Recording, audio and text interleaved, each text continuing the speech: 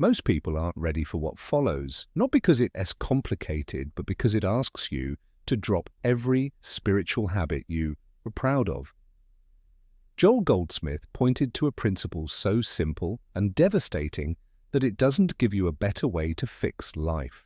It ends the need to fix it. If you're willing to lay down prayer as begging, meditation as striving, and affirmation as pleading, keep listening. Goldsmith called it the great nothing, an inner stillness where you stop trying to heal, attract, or improve.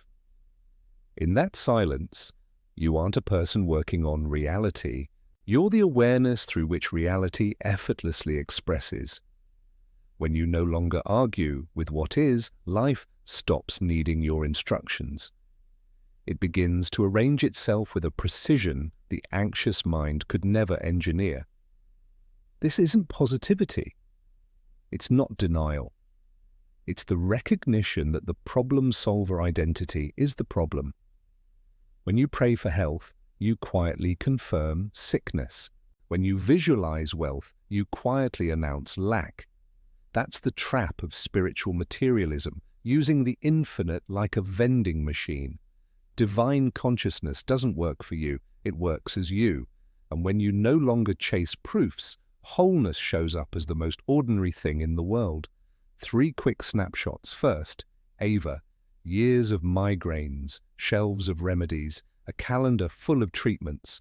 One morning, she stopped bargaining with the pain and sat in uncluttered awareness. No story, no goal. She didn't get a dramatic flash, she got quiet. The migraines faded over weeks, not because she won, but because the struggler retired. Second, Daniel. Drowning in bills, he tried every abundance ritual like a part-time job.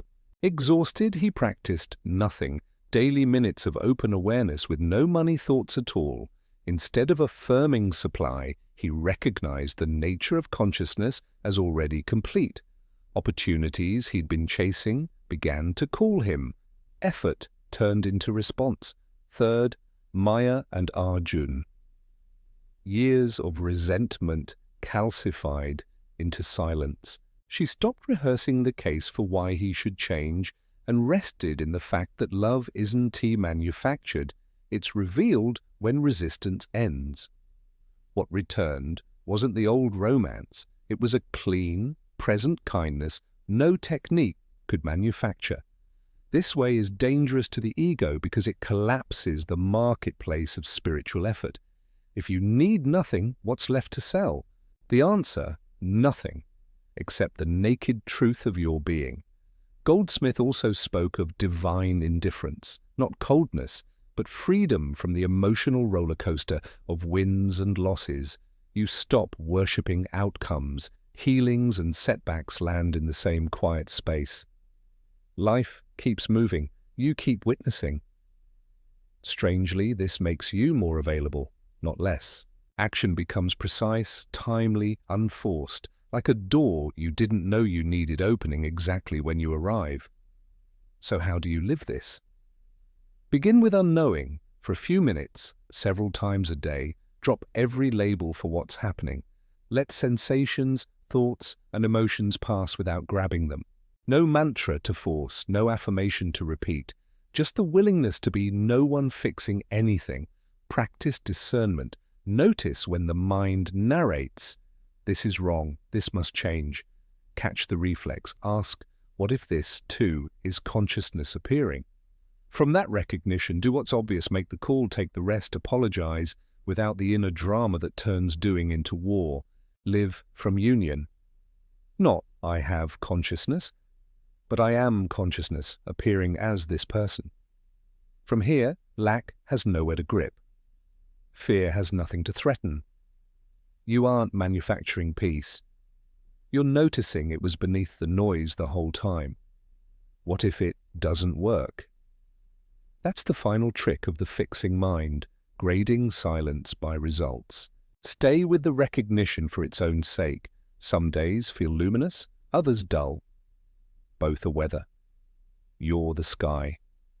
You'll meet resistance from friends who need you to worry with them, from your own instincts that equate effort with virtue. Smile. You're not opting out of life, you're opting out of panic. Pay the bill, visit the doctor, have the hard conversation without abandoning the quiet fact that nothing real about you can be harmed. Live here long enough and the practice dissolves into a posture. You stop chasing signs and start noticing how often they arrive unannounced. Rooms calm when you enter. Solutions show up between breaths. You didn't become special. You became transparent. Less personality blocking, more presence. If this unlocked something in you, tap like so others can find it. Subscribe for deeper dives into Joel Goldsmith's wisdom, and tell me in the comments, what are you most ready to stop fixing? Because the most radical act is to stop rehearsing the problem and let consciousness be what it already is. Whole, sufficient, quietly miraculous.